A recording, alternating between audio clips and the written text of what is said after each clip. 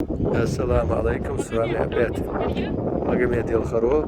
Да нет, это просто строительные грузы везут. Там населенные пункты и строят, восстанавливают замок Алдама, Гези. Следующая локация будет. Так, что-то меня перебили. Повторяюсь опять, с вами Магомед Елхаро. Нахожусь я в горах Чечении, Макажойском ущелье.